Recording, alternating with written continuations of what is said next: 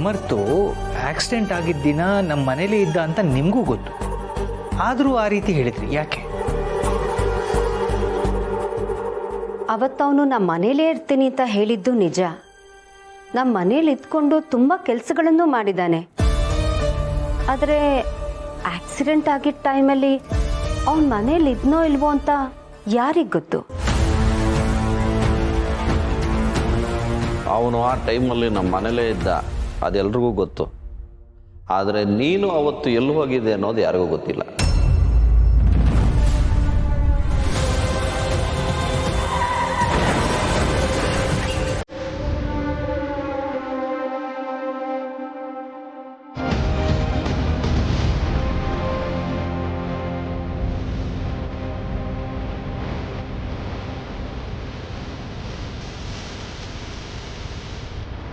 ಹೇಳು ಶಾರ್ವರಿ, ಆಕ್ಸಿಡೆಂಟ್ ಆಗಿದ್ದ ದಿನ ನೀನು ಮನೇಲಿ ಇದ್ದೀಯಾ? ಏನ್ ಕೇಳ್ತಾ ಇದ್ದೀರಾ ನೀವು? ಅಷ್ಟೊತ್ತಲ್ಲಿ ನಾನು ಯಾಕೆ ಮನೆಯಿಂದ ಆಚೆ ಹೋಗ್ಲಿ? ನಾನು ಮನೆಯಲ್ಲೇ ಇದ್ದೆ. ಚೌಲ್ಟ್ರಿಗೆ ಹೋಗೋದಕ್ಕೆ ನಿಧಿ ಬಟ್ಟೆಗಳನ್ನ ಒಡವೆಗಳನ್ನ ಪ್ಯಾಕ್ ಮಾಡಿಟ್ಟು ಮಲ್ಕೊಂಡೆ. ಅದಷ್ಟು ಕೆಲಸ ಮಾಡ್ಬಿಟ್ಟೆ ಅಂತ ಕಾರಣಕ್ಕೆ ನಾವು ನೀನು ಮನೇಲೇ ಇದ್ದೆ ಅಂತ ಅನ್ಕೋಬೇಕಾ? ಮಹೇಶ, ಏನು ಮಾತಾಡ್ತಿದ್ಯಾ ನೀನು? ಹೌದಲ್ವಾ ಅಣ್ಣ? ಬರೀ ಬಟ್ಟೆ ಒಡವೆ ಪ್ಯಾಕ್ ಮಾಡಿದ ಮಾತ್ರಕ್ಕೆ ಇವಳು ಇಡೀ ರಾತ್ರಿ ಮನೇಲೇ ಇದ್ದಾಳೆ ಅಂತ ಅಂದಮೇಲೆ ಸಮರ್ಥ ಅವತ್ತು ರಾತ್ರಿ ಎಷ್ಟು ಕೆಲಸ ಮಾಡಿದ್ದಾನೆ? ಅವನು ಅಷ್ಟೆಲ್ಲ ಕೆಲಸ ಮಾಡೋದಕ್ಕೆ ಎಷ್ಟು ಹೊತ್ತು ತಗೋಬೋದು ಅನ್ನೋದು ನಮಗೂ ಗೊತ್ತು. ಕೆಲಸ ಎಲ್ಲ ಆದಮೇಲೆ ರಾತ್ರಿ ಇಲ್ಲೇ ಮಲಗಿದ್ದಾನೆ. ಹಾಗಿರುವಾಗ ಆಚೆ ಹೋಗೋಕೆ ಹೇಗೆ ಸಾಧ್ಯ ಹೇಳು? ನಿಜಾನೇ ಮಹೇಶ. ನೋಡಿ ಶಾರ್ವರಿ, ನಾವು ಸಮರ್ಥನ ಆಚೆ ಬಿಡಿಸ್ಕೊಂಡು ಬರಬೇಕೆ ಹೊರತು ಅವನೇ ಅಪರಾಧಿ ಅನ್ನೋ ಹಾಗೆ ನಾವೇ ಅನುಮಾನ ಪಡಬಾರ್ದು. ಆ ಮನೆಯಲ್ಲಿ ಎಲ್ಲರೂ ಎಷ್ಟೊಂದು ದುಃಖದಲ್ಲಿದ್ದಾರೆ.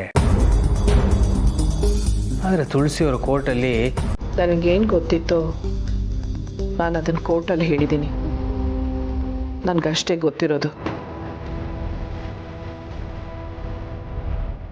ಅವನು ಮನೆಯಲ್ಲಿ ಕೆಲಸ ಮಾಡಿರ್ಬೋದು, ಅದಾದ್ಮೇಲೆ ಮಲಗಿರ್ಬೋದು. ಅವನು ಕೆಲಸ ಮಾಡಿರೋದನ್ನು ನೋಡಿದ್ದೀವಿ, ಮಲಗಿರೋದನ್ನು ನೋಡಿದ್ದೀವಿ. ಆದರೆ ಅದರ ಮಧ್ಯೆ ಆಕ್ಸಿಡೆಂಟ್ ಆದಾಗ ಅವನ ಮನೇಲಿರಲಿಲ್ಲ. ಇದನ್ನು ಬಿಟ್ಟು ನಾನೇನು ಕೇಳಬೇಡಿ.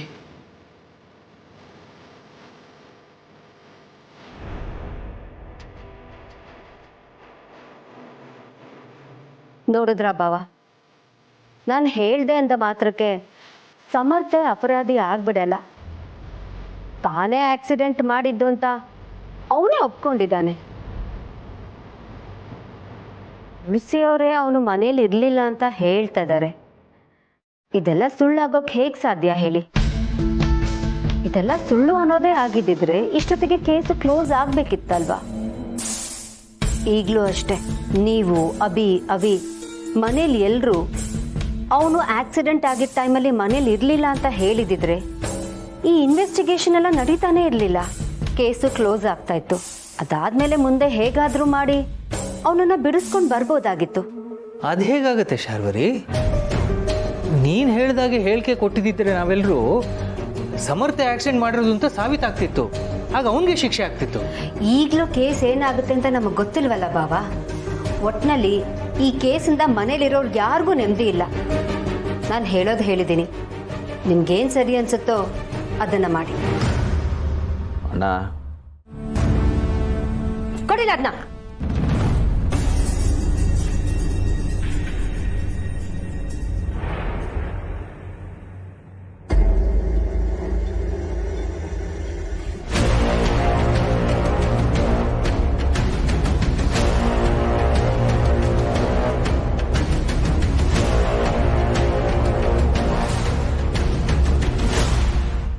ಏನಾಯ್ತು?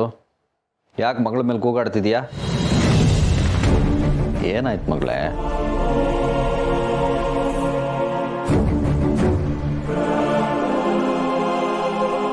ಸಮಾಧಾನ ಮಾಡ್ಕೊ. ಈ ಸರ ಸಮರ್ಥ ಕೊಟ್ಟಿದ್ದಲ್ವಾ, ಸಮರ್ಥ ಬಿಡುಗಡೆ ಆಗಲಿಲ್ಲ ಅಂತ ಬೇಜಾರು ಮಾಡ್ಕೊಂಡಿದ್ಯಾ?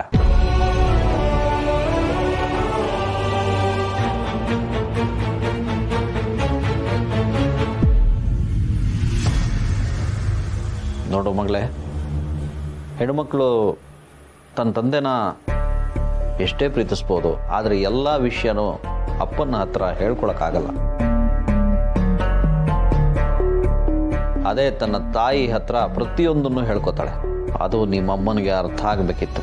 ಅದು ಬಿಟ್ಟು ನಿನ್ನ ಮನಸ್ಸಲ್ಲಿ ಏನಿದೆ ಅಂತ ತಿಳ್ಕೊಳ್ಳದೆ ನಿನ್ನ ಮೇಲೆ ರೇಗ್ತಾ ಇದ್ದಾಳೆ. ಅಂದ್ರೇನು? ನಾನು ಅವಳ ಅರ್ಥ ಮಾಡ್ಕೊಂಡಿಲ್ಲ ಅಂತ ಹೇಳ್ತಾ ಇದ್ದೀರಾ? ಅದು ನಿಜಾನೇ ತಾನೇ. ಅವಳನ್ನ ಅರ್ಥ ಮಾಡ್ಕೊಂಡಿದ್ರೆ ನೀನು ಹೀಗೆ ಕೂಗಾಡ್ತಿರ್ಲಿಲ್ಲ. ಅವಳ ಮನಸ್ಸಲ್ಲಿ ಏನಿದೆ ಅಂತ ತಿಳ್ಕೊಂಡು ಸಮಾಧಾನ ಮಾಡ್ತಿದ್ದೆ.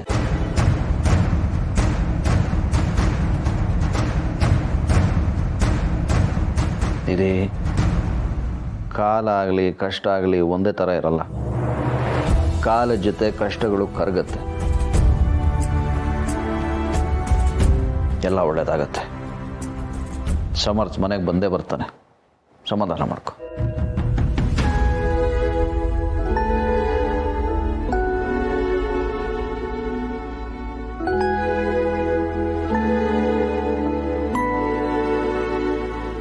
ಈಗ ನಿನಗೆ ಸಮಾಧಾನ ಆಯ್ತಾ? ನಾನು ನಿನ್ನನ್ನು ಉಳಿಸೋಕೆ ಪ್ರಯತ್ನ ಪಡ್ತಾ ಇದ್ದೀನಿ, ಆದರೆ ನಿನ್ನಿಂದಾಗಿ ಮನೆಯವರೆಲ್ಲರೂ ನನ್ನನ್ನು ಬೈಯೋ ಥರ ಆಗಿದೆ. ಇನ್ನು ಮುಂದೆ ನೀನು ಈ ರೀತಿಯೆಲ್ಲ ಅಳಬಾರ್ದು ನಿಧಿ. ನಿನಗೇನೂ ಗೊತ್ತೇ ಇಲ್ಲ ಅನ್ನೋ ಹಾಗಿರ್ಬೇಕು. ನಗ್ನಗ್ತಾ ಲವ್ಕೆಯಿಂದ ಓಡಾಡಬೇಕು. ಇಲ್ಲ ಅಂದರೆ ಈ ಕೇಸು ನೇರವಾಗಿ ನಿನ್ನನ್ನೇ ಸುತ್ಕೊಳ್ಳುತ್ತೆ. ಆಮೇಲೆ ನೀನು ಜೈಲಿಗೆ ಹೋಗ್ಬೇಕಾಗತ್ತೆ. ನೆನಪಿರ್ಲಿ. Please be careful Nidhi.